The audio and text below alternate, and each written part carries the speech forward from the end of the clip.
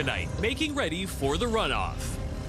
We're going to do everything that we can do to make sure that we've got the situation in control. The preparations underway as Brandon declares a state of emergency and braces for more water. Also tonight, priming for a pipeline. He has to consult a little more with his folks in Manitoba, but we'll work something out.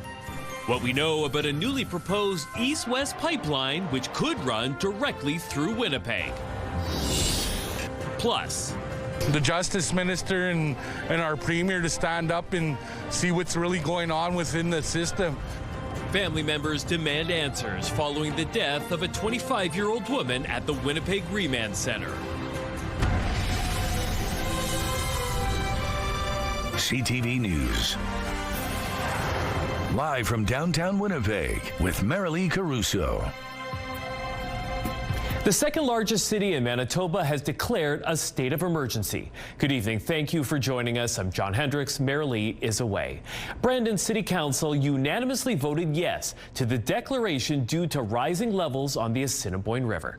It'll allow the city to be more proactive and prepare for the unwanted worst. Live tonight in Brandon is CTV's Harrison Shin. So Harrison, what has the city done so far? Well, John, if you take a look at it right now, which is where I'm standing, like this is the temporary dike that was built on Friday at the intersection of Grand Valley Road and 18th Street. And the scale of it, when you take a look at it, you can see how seriously the city officials are taking this threat. This is also the location where I spoke with Mayor Jeff Fawcett, and he says more actions are coming. These heavy machines are at the Wheat City Golf Course in Brandon, not for construction, but to protect the city of 51,000. Carl and Gwen Chandler were out on a bike ride looking over the rising waters. The family lives on higher ground, but says it's good to be cautious. I think it's probably a good idea to be proactive rather than like end up in a big situation where we're in a lot of trouble, I guess, yeah. Late Saturday evening, Brandon City Council voted unanimously for the declaration. It came after putting a temporary dike at Grand Valley Road and 18th Street. Mayor Jeff Fawcett says with the emergency powers, the city can bring in contractors to help. They're in there right now at the golf course, and they're going to be over at our Canada Packers soccer complex as well. Those areas were going to be inside the 2-foot freeboard. Here at the soccer complex, bulldozers are flattening out a dirt pile to keep the water away. Fawcett says another temporary dike will most likely be put up on Conservation Drive, but that's not the only measure the city is taking. Tiger tubes and sandbags could be deployed. Sandbags, again, might go around a couple of homes way out in the east end that we know we have some concerns with. In a statement, a spokesperson for the province said, in part, the province is working closely with the mayor and city officials, saying they are ready to provide tiger tubes and sandbags if needed. Fawcett says for now, it's business as usual for residents, but is urging residents to stay in the loop. We're going to make sure that we get good information out to everybody if they're needing anything more than they have right now.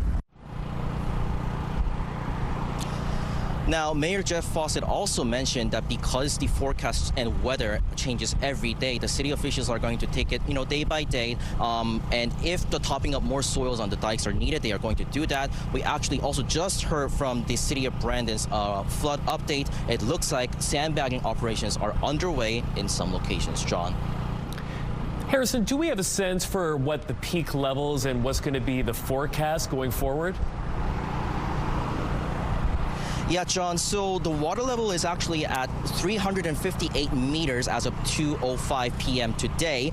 This information is from Environment Canada's hydrometric data. According to the province's Hydrologic Forecast Center, as of 4 p.m. today, the peak is expected between upcoming Saturday and Wednesday, July 15th, reaching around 360 meters.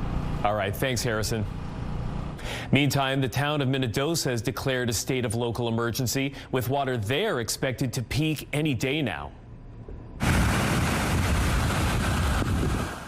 On social media, the town says that declaration will be in place until August 4th, with the option to extend. The town had been requesting volunteers to help sandbag, although as of this afternoon, officials were still determining whether more help was needed.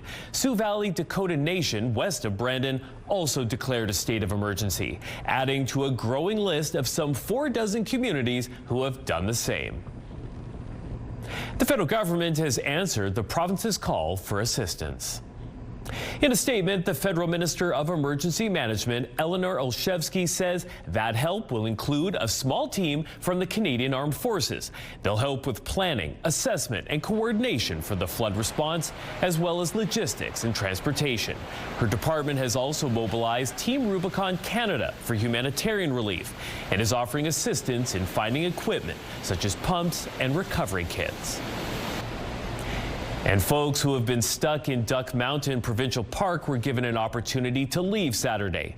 This drone video shows a slow-rolling convoy of vehicles being escorted out during a 2-hour window on Saturday. Trailers, campers, and boats had to be left behind, with the department saying people will be contacted when it's safe to go back and get them. It says those who chose to stay had to be prepared to continue sheltering in place for at least a week.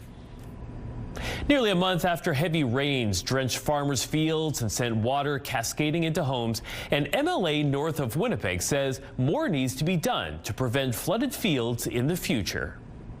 It's trapped here. It went up the road, it got to a culvert, 2 culverts, and then it came backwards. Lakeside MLA Trevor King joined farmers and other local leaders in front of a field covered by water in the RM of Rockwood. They say thousands of acres remain underwater from heavy rains last month. They're calling for the province to address agricultural flooding in the Interlake with a focus on preventing future damage.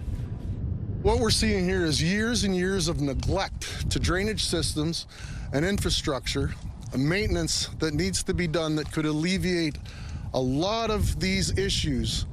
King says he spoke with the agriculture minister today, and while more details are needed, help is on the way for area farmers.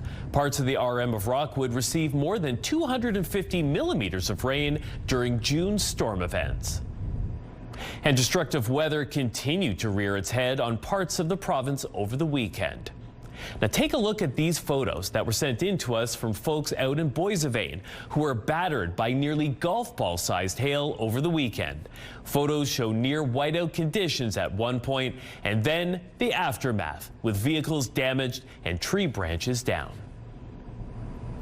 CTV's Taylor Brock joins us now with a first look at your Skywatch evening forecast. And wow, that is pretty dramatic to see, isn't it? It is. Actually, Environment and Climate Change Canada says they even got a photo of about a baseball-sized hail that fell in the area. So while Manitoba had some difficult weather earlier, let's take a look actually at what was going on just a few hours ago in Caddy Lake. As you can see, we've got some photos here sent to us by a CTV viewer just of Caddy Lake's current state. Some fallen trees. Oh, I mean, obviously, that's quite some serious damage to split a whole tree in half. I'm going to move to the side here so you can get a good idea of what's happening in this region. While Caddy Lake, we're seeing that the storm is moving out. As the same for Kenora. Now, folks in Kenora are dealing actually with some severe flooding as this system, the severe thunderstorm, pushes through northwestern Ontario. Currently, Dryden and Fort Francis is under this watch, the warning. That lighter yellow is the watch. We are seeing a little places like Red Lake as well as Ignace. Kenora, though, with that rainfall flooding out, well, basically all of the roads there. As much as 90 millimeters of rainfall that we know of so far. The CTV Live Eye is brought to you by Bath Fitter, your bath and shower experts for more than 40 years. We are seeing right now here in Winnipeg, it's 25 degrees, however, feeling more like 29 with the humidity. Winds die down slightly from earlier with gusts of up to 39 kilometers an hour out of the north-northwest. Pressure is rising with humidity sitting at 54%. Thanks, Taylor. Manitoba's police watchdog has been called in to Probe the fatal shooting of a man in a northern community on Sunday. Mounties say it all began around 3:30 in the afternoon when officers received a report that a man had threatened to harm himself with a firearm at a home in Norway House. Officers set up a perimeter around the home and learned the suspect had barricaded himself inside a shed with a gun. Crisis negotiators tried to defuse the situation, but after about 4 hours, the IIU says he exited the shed with the firearm and was subsequently shot by an officer. The 63-year-old man died at the scene. No other injuries were reported. A new pipeline could run through southern Manitoba, including Winnipeg. Alberta and Ontario announced the 3,300-kilometer route for a proposed cross-Canada energy project. Premier Doug Ford says an extension could also be built to the Port of Churchill. CTV's Jeff Keel joins us now live. So, Jeff, what's Premier Wab Kinew saying about this project? Premier Kinew said today these types of projects need to be built the right way. A proposed pipeline from Alberta to Ontario may go right through Winnipeg. The Northern Shield Energy Corridor is a critical next step in building a more united, more prosperous, and more resilient Canada. Premiers Daniel Smith and Doug Ford announced a corridor for a west to east project. Starting in Alberta, the 3,300-kilometer pipeline would run through Saskatchewan and Manitoba. A map shows a line crossing Winnipeg. It would end in Sarnia, Ontario, in that province's refinery belt, with plans to ship 500 to 800,000 barrels of oil a day. This project will make Canada stronger.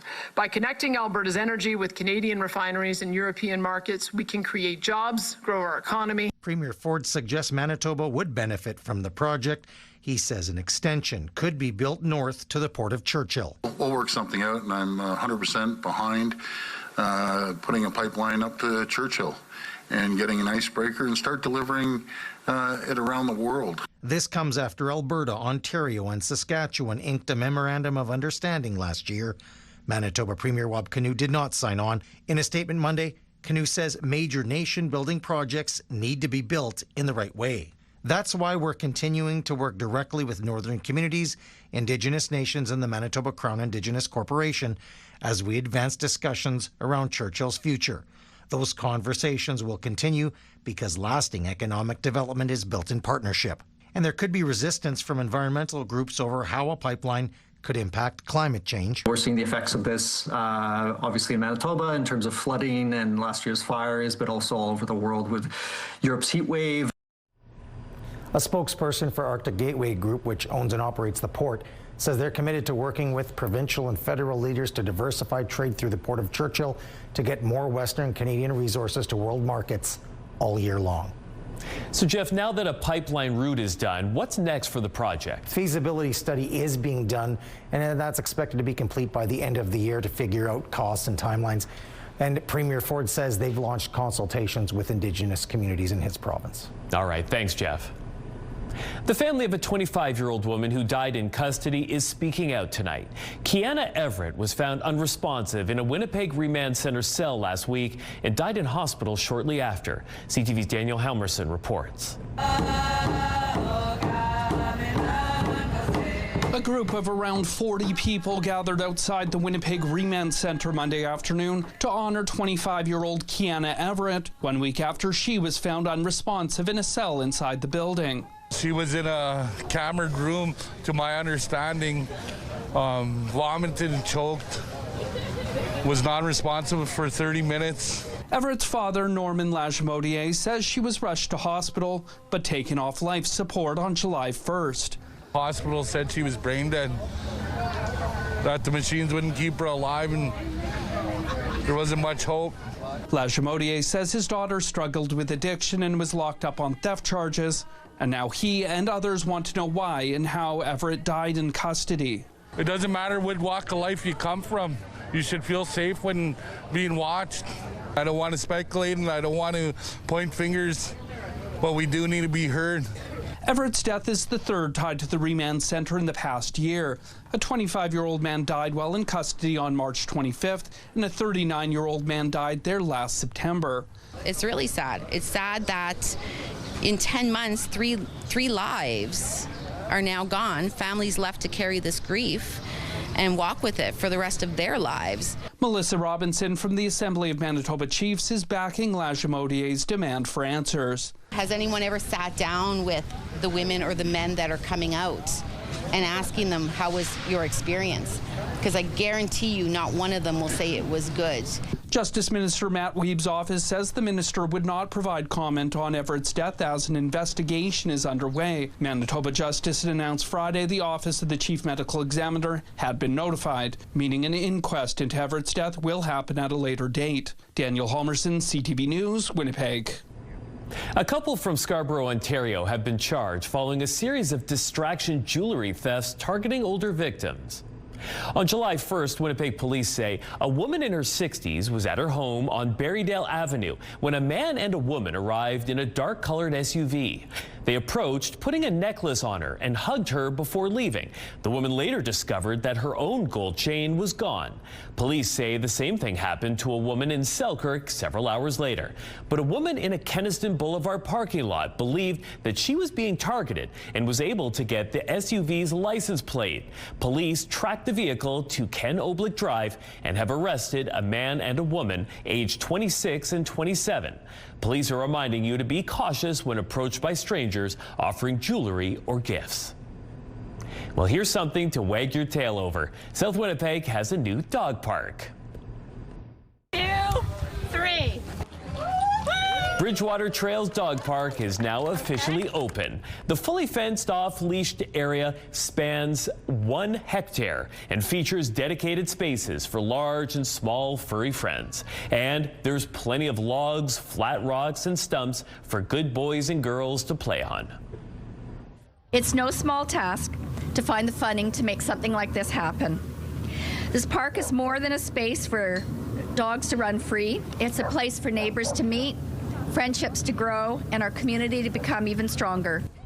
New trees were also planted within the park, and it's also been outfitted with signage, waste, gravel pathways, benches, and picnic tables. And don't worry, there will be plenty of bins around to help with cleanup. The Santa Claus Parade is warning about fraudulent emails bearing its name. The parade director says the email invites businesses to apply as vendors for the 2026 Manitoba Hydro Santa Parade and includes booth prices. But she says that the email doesn't come from them. The parade doesn't have a vendor program and is not accepting applications or collecting fees. Anyone receiving the fraudulent email or other suspicious communications for the event are being asked to forward it to parade staff to document. And don't click on any links or attachments or send payment or personal information. Still to come tonight, a big day for Canada's Navy in desperate need of new submarines. This was a difficult, close decision between two highly qualified suppliers. Ottawa has chosen a German company to build the fleet. We'll dive into the implications when we return. Throw those cans away. As of this month, the 10-cent deposit and refund on containers now extends beyond beer to alcoholic ciders, coolers, cocktails, seltzers, teas, and sodas. It's 20 cents for aluminum and plastic containers over 2 liters. Manitoba Liquor and Lotteries says it doesn't matter where the product was made, and they can be returned to any Manitoba hotel beer vendor. Turning to the markets now, crude oil slipped 14 cents. The loonie fell to 70.33 cents U.S. Gold futures added a little under $42. The TSX lost 62 points. The Dow Jones gained 155, and the Nasdaq was up 288. After a months-long competition, Canada has selected a German company to build Canada's new submarine fleet. The Germans won a bid worth billions of dollars and are pledging to create thousands of jobs. CTV's Graham Richardson shows you why the Carney government chose them over a competing bid from South Korea. In the end, Prime Minister Mark Carney made it clear the German bid's connection to NATO may have been the key difference. Canada has selected TKMS as the preferred supplier for Canada's patrol submarine project. This is a massive game changer for the Navy and Canada. Right now, one of Canada's aging 4 subs is operational. The TKMS subs are still years away. Officials say 4 of them will be delivered to Canada by 2034. Carney says the sub purchase has already been factored in to Canada's fiscal outlook. By design, this process will have far and away the greatest economic impact of any defense investment right across Canada. This was a difficult, close decision between 2 highly qualified suppliers. Carney also said the connection to NATO and the operability in the Arctic tilted Canada to TKMS and away from the South Koreans. The submarine is proven and capable. It's widely used by our allies. And these subs are said to be very stealthy, the ability to wait and patiently be able to have the surveillance of the area so that if the Russians try to make the breakthrough, they will be surprised by the Canadian presence. Canada shortlisted this project less than a year ago. That's an incredibly fast pace for any country, unheard of in Canada until today. And that is the message Mark Carney will take to Turkey and NATO in the next couple of days. Canada has changed because the world has changed. Graham Richardson, CTV News, Halifax. Well, ahead of this week's NATO summit, the head of the alliance has demanded member states present clear plans to meet defense spending targets. Today, he spoke of Canada and the Europeans stepping up. I had a good visit last week with President Trump, and we discussed the staggering increase in defense spending by Europeans and Canadians. And of course, this is because of Putin and Russia and Ukraine, but also because he, President Trump, has been extremely forceful, encouraging us to do this. Mark Rutte says that some countries still struggle with the old 2% GDP threshold, but insists Canada and Europe are expected to spend $258 billion more in defense this year and next. The 32 nations agreed last year to invest 5% of GDP. In other international news, Russia has launched its second major strike on Kyiv in a week, killing at least 22 people. The head of the European Commission says boosting Ukraine's air defense will be on the agenda at the NATO summit in Turkey. Meanwhile, Ukraine has attacked Russia's largest oil facility, located deep inside Siberia, roughly 3,000 kilometers from Moscow. Ukraine says this was their longest-range drone strike since Russia began the war. A stunning decision by FIFA is being widely criticized tonight.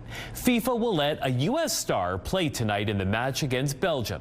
The superstar had a red card against him and was suspended from the game. As CTV's Joy Malbin shows you, the controversial decision came after a direct phone call from the U.S. president. So, yeah, I did. I spoke to Johnny. President Donald Trump confirming he made that controversial call, asking his friend FIFA's president Gianni Infantino to review the red card suspension of America's hottest player, Fuller and Balogun. Trump called the referee's decision horrible and, quote, a little bit suspect, even calling on reporters to check the referee's past. I asked for a review because I didn't think it was a foul. And, you know, again, I'm good at this stuff. I didn't think it was a foul. I thought it was 2 great athletes that crashed into each other. FIFA's highly unusual reversal overturns the red card suspension, and the Belgians are furious. Their coach thought it was an April Fool's joke. It's a bad decision. Not good for the sport. And Europe's governing soccer body said FIFA had crossed a red line. It is remarkable that the president has entered the conversation. And I think that's the thing. And you'd be very concerned about the slippery slope. King Charles, does he want to weigh in on last night's red card for an English player? So will the appearance of political influence sully the beautiful game? Here's what World Cup fans had to say. It's just the reversal is a little weird and the timing's a little strange. Definitely think that Trump played a trump card. I'd be really annoyed if I was a Belgium fan. It's good for the USA, though. And today, FIFA dismissed an appeal by the Belgians, clearing the way for America's star striker to play against Belgium in that big match tonight. Joy Malbin, CTV News, Washington. Air Canada is once again scaling back flights to the U.S. amid high jet fuel costs and lower demand for trips south of the border. The airline is halting or delaying 8 transborder routes starting in the fall. 3 routes from Toronto and Montreal to the American Midwest will be canceled for the second winter in a row. 3 seasonal routes from Florida to Florida from Ottawa, Montreal, and Quebec City will start in December instead of October. 2 previously suspended routes from Montreal and Toronto to JFK Airport in New York won't be coming back this winter. Stats Canada says the number of Canadians returning by air from the U.S. fell 28% between May of 2024 and this past May. In the Middle East, Hamas said today it has dissolved its de facto government in Gaza, and it signaled that it is ready to hand over to a Palestinian technical committee backed by the United Nations. People in the occupied territory are struggling for food, water, and shelter amid a devastating war between Israel and the militant group. Hamas says that it will still oversee security and policing in parts of the territory. Israel dismissed the announcement, saying as long as Hamas keeps its weapons, any civilian government will operate as the group dictates. The promise by Hamas to relinquish control of government ministries is a key part of the U.S.-led plan for a post-war Gaza. The entire electrical grid in Cuba has gone down. It's the 3rd nationwide blackout in 6 months. Cuba has been hit hard because of a U.S.-imposed oil blockade. The blockade and sanctions has pushed the country to the brink of collapse. Food, drinking water, and medicine are in increasingly short supply, with the UN warning of a humanitarian emergency. Astronaut Jeremy Hansen is leaving the Canadian Space Agency. Hansen was part of the crew that made a historic trip around the moon aboard NASA's Artemis II mission earlier this year. The agency says Hansen has announced that he will pursue what's being called new professional opportunities as of September. He will continue to serve as a reservist with the Royal Canadian Air Force. We do substance testing for people that want to make sure that what they're ingesting is what they think it is. Festival season is here, and for some, that involves drug use, and that has created a growing grassroots harm reduction movement. We'll have that story when we return. Well, thank you to whomever's been singing Rain, Rain, Go Away, because we've got a whole lot of sunshine in store for us here in Winnipeg over the next few days, including this weekend when it'll be very hot. We are still seeing, though, however, rain in northwestern Ontario. We'll talk more about the severe thunderstorm watches and warnings over there. Thousands of people will gather at festivals this summer, and some will take drugs. Now, grassroots groups are coming together to reduce harm from overdoses and a toxic drug supply. Drug testing is offered on site at some festivals, which has one advocate wondering why the Winnipeg Folk Festival is not following suit. CTV's Joseph Bernacki explains. Dessa Desote, otherwise known as DJ Double D, mixes it up at some of Manitoba's biggest festivals. She says while dancing is a part of the festival scene, so is drug use. We do substance testing for people that want to make sure that what they're ingesting is what they think it is and not laced with anything. Desote launched the Bestie Lounge in 2024. A volunteer-run harm reduction space within festival sites where naloxone and other supplies are handed out. She says the demand is growing. You can't stop people from taking substances. They're going to do it no matter what. The only thing you can do is to provide them the resources to take it safely, i.e. substance testing. It's why she advocates for safe spaces like hers. She was there last week when a couple at the Summer of Sound Festival became anxious after taking MDMA for the first time. They thought that something was wrong, and we were like, no, this is totally normal. We're just going to keep an eye on your heart rate and keep an eye on you and everything and make sure you're okay. She wanted to take the lounge to the Winnipeg Folk Festival this year, but they said no to her as a volunteer because she missed a day last year. The Folk Festival declined an interview, but a spokesperson sent a statement saying in part, while we cannot control or eliminate substance use, we are committed to supporting harm reduction. They say Project Safe Audience, a harm reduction organization, is in the campground where supplies are handed out. and volunteer and security teams carry naloxone, but last year didn't administer any. Des Ote's booth has been welcomed by others, however, like the Bring Your Love Festival held in August north of Winnipeg. Staff say while they don't condone using drugs, they prioritize safety. It is better to offer someone a safe space to know how to use drugs and get drugs tested, as well as people that understand how people can react to drugs and help them come out of a bad situation. Joseph Bernacki, CTV News, Winnipeg.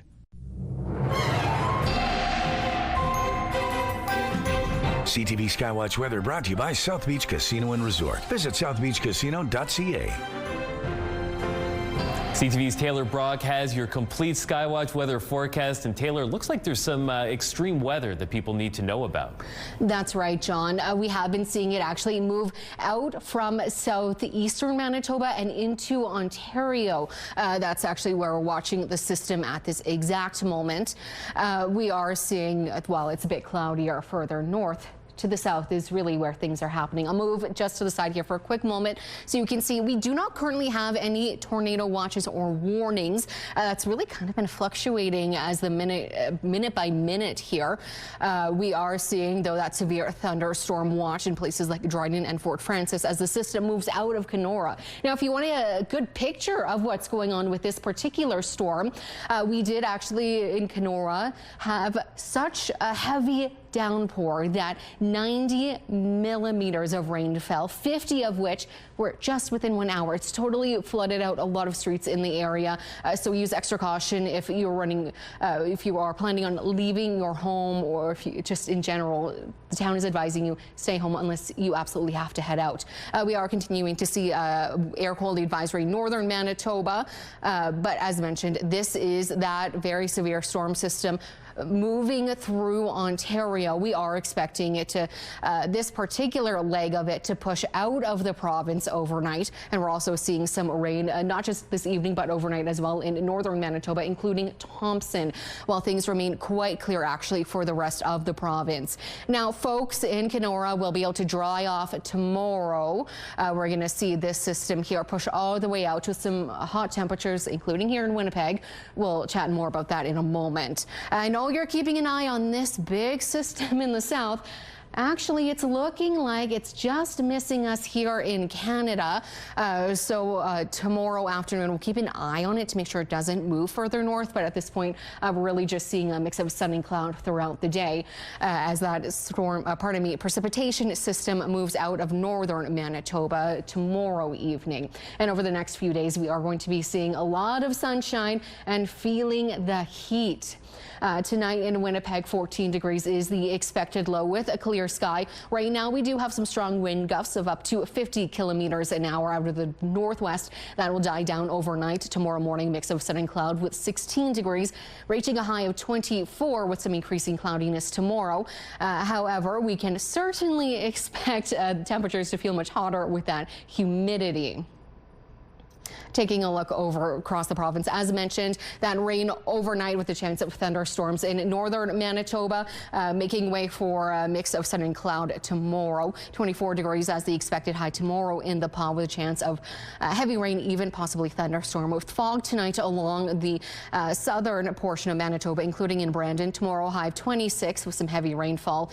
Clear night tonight in Winnipeg with 28 as the anticipated high tomorrow, although a little warmer with that expected humidity. And as we are seeing tonight, that chance of those thunderstorms continuing in places like Fort Francis. Tomorrow, a high of 27 degrees with that rain tapering off a little later for folks into the evening. And taking a look at our Skywatch pick of the day. This one is of a very fun shot. Thanks to Diane for sending in this picture of some folks really enjoying the weekend there. Now, this next photo, however, is giving us an idea of what moved through places like Hattie Lake and into Kenora just a few hours ago. Thanks to Daryl for sending in this devastating photo of a tree that has certainly been toppled. Tornadoes, wildfire, and unprecedented flooding. Manitoba is being hammered by natural disasters this season, leading to questions around insurance coverage. Now and into the future, I'll be speaking with someone from the Insurance Bureau of Canada to get some answers after the break. Manitoba is no stranger to extreme weather. We've had floods, wildfires, and tornadoes in the past. But the past few months have seen a large number of these events in a very short period of time. This includes everything from a tornado in the city of Winnipeg to numerous hail incidents. What impact will this have on your insurance, both now and in the future? To talk about this, we're joined now by Rob Dupree he is the National Director of Consumer and Industry Relations for the Insurance Bureau of Canada. Rob, thank you so much for joining us. Thank you for having me. I'm wondering, when it comes to extreme weather, do insurance plans automatically cover damage from tornadoes or floods, or do you need to get special coverage? A standard home insurance policy covers many different things, from fire to hail to wind damage, but overland flood and sewer backup, these are optional coverages. So not everybody has them. You have to add them on to your standard home insurance policy. Is it a similar story if you get hit by a tornado, for example, that you had to have got some special coverage for that? Tornado is included in the wind damage, so that's part of the standard policy. It also includes fire damage and hail damage. So the overland flood is one of the exceptions that still remains optional, and you have to add that one on, but everything else would be covered. Now, if you live in an area prone to flooding or wildfires, do you think, will that affect your rates? It does. Insurance fundamentally is all about risk and the replacement value of your property. So those with a higher replacement value or that are in areas of higher risk would likely be paying higher premiums because of that. I've heard that a number of insurance companies in Florida have decided not to offer coverage to people living in that state because of obviously the frequent hurricanes. A similar story in California due to increasing wildfire risks. Do you think that we could start to see something similar happen here in Manitoba if these sorts of extreme weather trends continue? At this point, for the foreseeable future, there's no need for anyone in Manitoba or across Canada to worry. The regulations are very different in Florida and California. We don't have the same type of regulation and legislation in Canada. So although Canada is seeing more frequent and more severe weather, we're not in the extreme situation like you see in some of the states, particularly California and Manitoba. Is the insurance industry worried, though, that there could be an increasing number of these extreme weather events? Because obviously that will have an impact on, insurance companies and obviously ratepayers. Yeah, we are seeing an increase in frequency and severity of severe weather. And this increase in claims costs is putting pressure on future premiums. So the more events that we're getting and the costliest that these events are being incurred, that puts pressure on future premiums. If we think back a couple decades ago, the insurance industry was paying out on average several $100 million a year for severe weather. Over the last handful of years, that number has ballooned to over $2 billion on average annually. So we're seeing some pretty extreme costs that are happening, and many of those events are happening in Winnipeg and particularly Manitoba. From fires to floods to hail and wind, Manitoba is seeing it all. So given that, is there anything that ratepayers should do? Would you suggest that they take another look at their policies, for example? Or is there anything else that you would suggest that insurance holders do? A couple big things is make sure you shop around. There's lots of competition in Manitoba, and different insurance companies, they offer different rates for very similar products. The other piece to that is to increase your resilience. So the more resilience you have to big events like flood and fire and hail, that can actually lower your premium because your hail is more resistant or less likely to be impacted or have an insurance claim. All right, we're going to have to leave it there. Thank you so much for making time for us today. I appreciate it. Thank you very much for having me.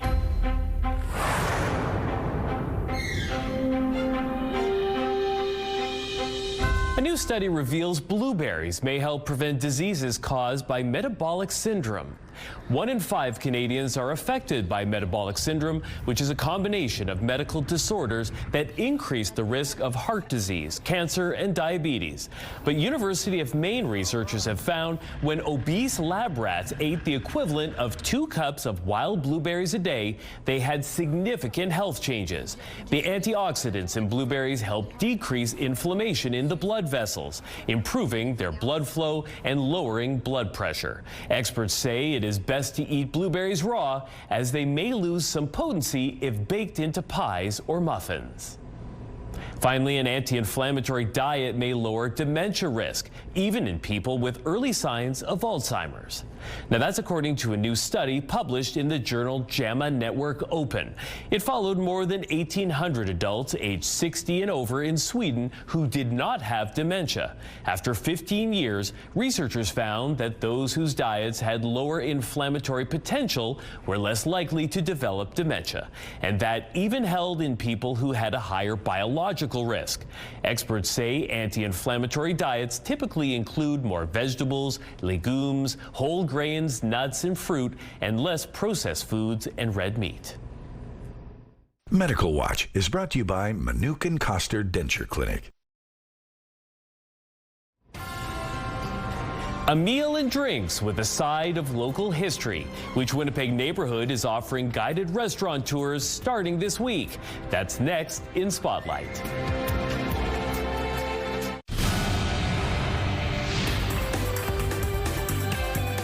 Spotlight, sponsored by the Casinos of Winnipeg, presenting Las Vegas headliner Terry Fader. Starting this week, you can explore some trendy local eats and get your steps in. The South Osborne Guided Walking Restaurant Tour is back for its 5th year. Every Wednesday between now and the end of August, you'll get to learn about the area's history and architecture and enjoy a bunch of different local restaurants, pubs, and bakeries along the way. The cycling tour and spooky Halloween-themed tour are also planned for September and October, respectively. The walking tours take place between 5:15 and 9:15 p.m. You'll need to sign up in advance. Just head to southosborne.biz/tours. The Minions are once again reigning supreme at the weekend box office. Minions and Monsters brought in $36.4 million Friday through Sunday and $610.4 million since it opened Wednesday. It's the 7th movie in the Despicable Me franchise, and it successfully knocked Toy Story 5 out of that #1 spot. It was actually still flying high at $31 million. U.S. war drama Young Washington stormed into 3rd with nearly $21 million in ticket sales. Disney Plus is out with the teaser trailer for a documentary telling the story of last year's sold-out Oasis reunion tour. Don't Look Back in Anger follows Liam and Noel Gallagher as they rehearsed and prepared for their first live performances together in 16 years. The film is billed as an unapologetically uplifting account of the biggest musical event of 2025, with backstage and onstage access and the brothers' first joint interviews in decades. The doc hits theaters September. And your Monday primetime lineup starts at 7 with Match Game and American Ninja Warrior. Comes in next at 8. It's all right here tonight on CTV. I was bummed because Trav came to all my stuff. We had engagement parties, we had bachelor parties, obviously. Love story, but Caleros didn't say yes. Why the Winnipeg Blue Bombers quarterback had to turn down an invite to Taylor Swift and Travis Kelce's wedding. Coming up next.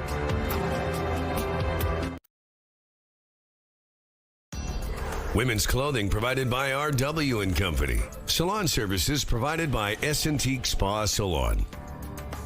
It was a steamy day today here in Winnipeg with 31 degrees as our high. Pretty close actually to that 1961 record of 32.8 degrees Celsius. Taking a look over the next 7 days, we can see actually there's a lower chance of that rain following for us here in Winnipeg. We saw on the map earlier, however, most likely to be a mix of sun and cloud, and we are expecting some sunshine actually throughout the week for us as well.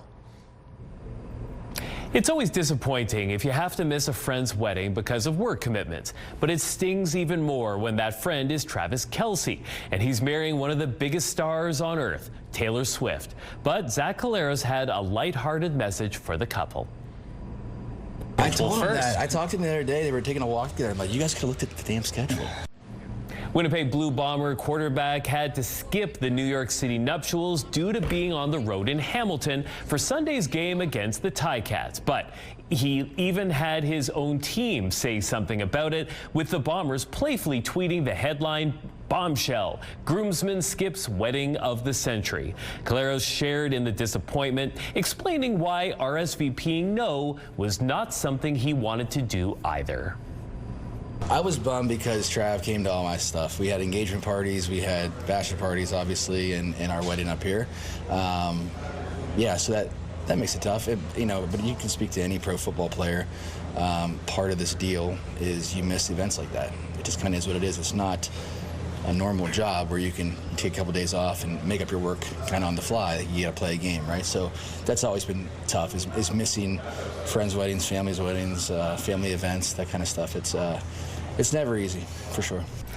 Now, as if missing the event wasn't already tough enough, Caleros added insult to injury, literally. He suffered an upper body injury during the game, but at least the Bombers clinched a 14-13 victory. I also had to RSVP no that I was not able to go to the wedding. Well, I'm glad you were here and you declined that invitation. I had to do it, had to be here, and we will be here at 11:30. Hope you can join us then.